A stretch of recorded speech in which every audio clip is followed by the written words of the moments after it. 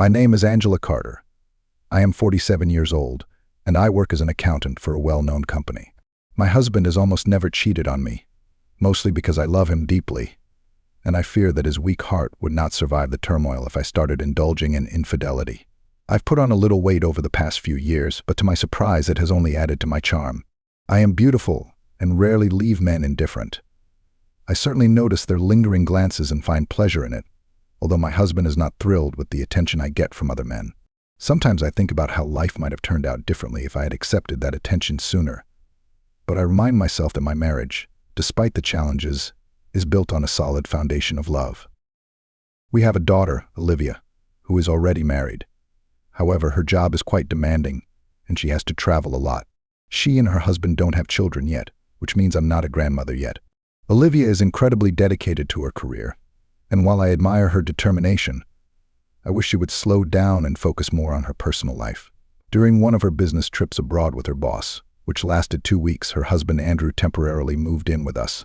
Andrew is a very hard worker and often gets tired, so I try to cook and clean for him. It is no trouble for me, and it seems to make life easier for him.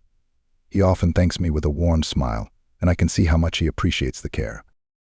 After a few days of living together, I began to notice Andrew's sweet looks and the compliments he generously gave me.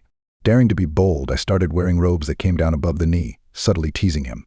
It felt good to elicit this reaction, even though I knew I had to be careful. My husband, thankfully, didn't notice Andrew's interest. If he had, he would have kicked him out immediately. My husband is an avid fisherman. He spends every weekend fishing with his friends. Andrew, however, has no interest in fishing, so he stayed home. He mentioned that he likes to spend his weekends in quiet, free from the chaos of his normal routine, and I found myself enjoying our conversations during this time. One weekend morning, I was serving Andrew breakfast and accidentally dropped my fork. When I bent down to pick it up, I noticed his jaw dropped.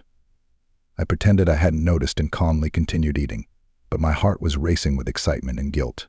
Toward lunchtime, Andrew ran to the store for bread and returned with a bottle of cognac.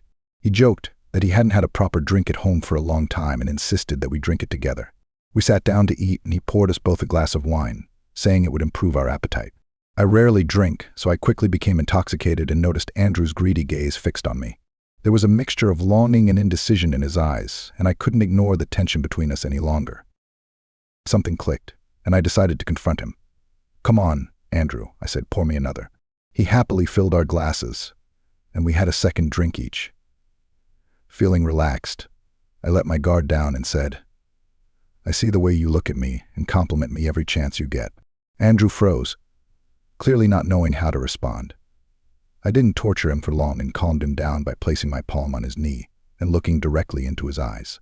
"It's okay," I said softly, "I understand. I'm flattered that you find me so attractive. I've always thought you were a very worthy man," I said. Those words seemed to release his tension, and he visibly relaxed. I turned on some music and we began to dance. The music filled the room, creating an atmosphere of intimacy and warmth.